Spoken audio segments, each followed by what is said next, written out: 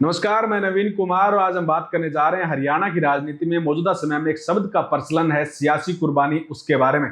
और सियासी कुर्बानी का आप सीधे सीधे मतलब समझ सकते हैं कि आप अपने पसंदीदा क्षेत्र से, आप अपनी पार्टी से टिकट की दावेदारी नहीं करेंगे और उसके बदले आपका जो लोकप्रिय नेता है या फिर आपके पार्टी का जो पक्षधर नेता है वो उस क्षेत्र से यहाँ पर टिकट का दावेदार होगा।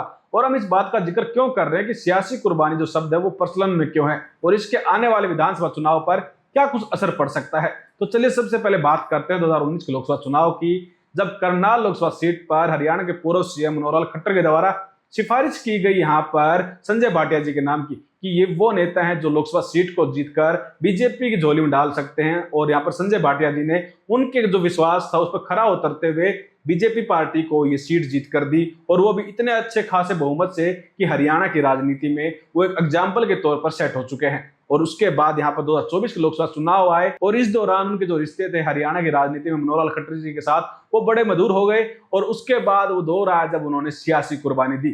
सियासी कुर्बानी का मतलब है कि उन्होंने अपने 2024 के लोकसभा चुनाव में उस सीट से ना तो दावेदारी पेश की, ना ही वो किसी दूसरी पार्टी में शामिल हुए और साथ ही साथ उन्होंने अपने अति प्रिय नेता यानी कि मनोहर लाल खट्टर जी के लिए उस सीट को, उस टिकट को वहां पर उन्हें सौंप दिया। उसके बाद मनोहर लाल खट्टर इस सीट पर चुनाव जीते और केंद्र में ऊर्जा मंत्री बने। जिसके बाद अब ये लगातार विधानसभा जो चुनाव हैं इसमें इस बात की चर्चा हो रही है कि क्या पानीपत का जो शहरी इलाका है वहां पर संजय भाटिया जी को शिफ्ट किया जा सकता है। हरियाणा में संजय भाटिया जी का ओहदा पंजाबी समुदाय की नजर में बहुत ज्यादा बड़ा हो गया है, जिसके चलते उनको कहीं ना कहीं शिफ्ट करना बीजेपी के लिए जरूरी है।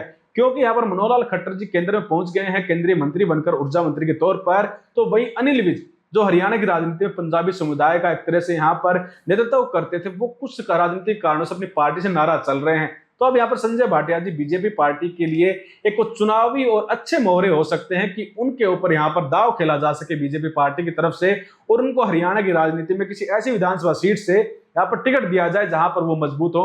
और संजय भाटिया जी के लिए पानीपत शहरी इलाके की सीट इसलिए महत्वपूर्ण हो जाती है क्योंकि वो वहीं से बिलोंग करते हैं और पंजाबी समुदाय उनकी तरफ जो समर्थित है, जो समर्थन है, वो हमेशा जताता आया है। और यहाँ पर संजय भाटिया जी के साथ जो लोकसभा चुनाव है 2024 में, वहां पर सियासी कुर्बानी के बावजूद उनको कहीं और से टिकट नहीं दिया गया। साथ ही साथ हरियाणा में जो विधानसभा चुनाव होने वहां उनका कहीं किसी सीट से नाम नहीं आया। तो लेकिन अब जो यहाँ पर लेख है यहाँ पर दैनिक भास्कर का, उसके अनुसार पानीपत की शहरी सीट पर जो मौजूदा विधायक है यहाँ पर जो इनके प्रमोद विज, उनका टिकट कहीं ना कहीं काटा जा सकता है। और इस बात का जिक्र उन्होंने अपने लेख में यहाँ पर ऐसे किया है कि जब जो लोकसभा चुनाव थे 2024 के, उस दौरान मनोहर लाल खट्टर पानीपत के शहरी इलाके में पहुंचे और उन्होंने यहाँ पर अपने जो चुनिंदा शब्द थे उनका इस्तेमाल करते हुए कहा कि बीजेपी पार्टी बलिदान की पार्टी है और मैंने भी अपनी पार्टी के लिए बलिदान दिया। यानी कि उन्होंने अपने उस त्याग के बारे में बताया जो उन्होंने मुख्यमंत्री के पद से दिया। और उसके बाद उन्होंने कहा कि संजय भाटिया जी ने भी तो बलिदान दिया है, यानी कि उन्होंने जो लोकसभा सीट अपनी छोड़ी यहाँ पर मनोहर लाल खट्टर के लिए, उसका जिक्र भी खट्टर जी यहाँ पर करना नहीं भूले। और उसके बाद उन्होंने प्रमोद विज की तरफ इशारा करते हुए, क्यों विज जी आप भी तो कुर्बानी दे देंगे ना। और उसके बाद वहां पर मौजूद लोग हंसने लगे। जिसके बाद हरियाणा की राजनीति में विधानसभा चुनाव से पहले इस शब्द का जो प्रचलन है वो फिर से है कि क्या वो जो उन्होंने कहा था यानी कि सियासी कुर्बानी, क्या वो अब की बार पानीपत के शहरी इलाके से देखने को मिलेगी। क्या बीजेपी यहाँ पर जो प्रमोद विज हैं उनका टिकट काटकर संजय भाटिया जी को देगी, क्योंकि संजय भाटिया जी मौजूदा समय में हरियाणा की राजनीति में पंजाबी समुदाय से अच्छा खासा ताल्लुक रखते हैं, उनके अच्छे खासे वोट बैंक हैं। और हरियाणा में 25 से 26 ऐसी विधानसभा सीटें हैं जहां पर पंजाबी समुदाय अच्छी खासी पकड़ रखता है और वो किसी भी पार्टी को यहाँ पर मजबूती देने का साहस भी रखते हैं। साथ ही यहाँ पर कुछ दिन पहले करनाल में पंजाबी समुदाय के द्वारा एक कार्यक्रम का आयोजन करवाया गया था और उसमें भूपेंद्र सिंह हुड्डा पहुंचे। तो भूपेंद्र सिंह हुड्डा ने कांग्रेस के द्वारा पंजाबी समुदाय के लिए जो मान सम्मान की जो यहाँ पर पेशकश की गई थी, पंजाबी समुदाय के लिए जो मान सम्मान उन्होंने दिया है पिछले समय में, जो अपने इतिहास में, उसके बारे में उन्होंने वहां पर जिक्र किया। और उसके बाद बीजेपी के लिए कहीं ना कहीं ये चिंता का विषय होगा कि यहाँ पर कांग्रेस पार्टी जो पंजाबी समुदाय जो वोट बैंक है उसके अंदर सेंधमारी ना कर दे और बीजेपी के लिए आने वाले विधानसभा चुनाव कहीं ना कहीं खटाई में ना पड़ जाए।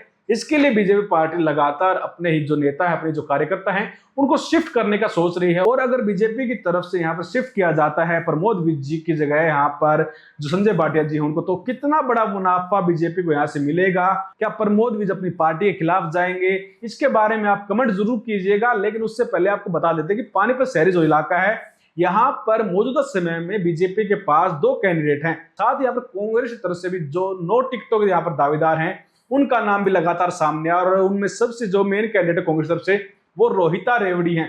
और वो कुछ समय पहले बीजेपी में शामिल हुआ करते। जब उनको 2019 में यहाँ पर विधानसभा टिकट नहीं दिया गया तो वो नाराज होकर उन्होंने एक समय के बाद यहाँ पर जो कांग्रेस पार्टी है उसका यहाँ पर उन्होंने समर्थन ले लिया, और उसके बाद वो उस लाइन नजर आ रही है कि यहाँ पर कांग्रेस की तरफ से वो सबसे बड़ी उम्मीदवार होंगी। तो इस नजरिए से बीजेपी देख रही है कि इस सीट को किसी भी तरीके से ढीला नहीं छोड़ना और यहाँ पर अपना होल्ड है उसको बड़ा मजबूती से निभाना है। लेकिन आप पूरे हरियाणा के समीकरणों के बारे में अपनी जो कमेंट है, जो राय है, वो कमेंट सेक्शन में जरूर दें। साथ ही बताएं कि आपकी फेवरेट विधानसभा सीट से बीजेपी का कौन सा उम्मीदवार आपको सबसे अच्छा लग रहा है इस बार विधानसभा चुनाव के लिए टिकट के दावेदारों में। धन्यवाद।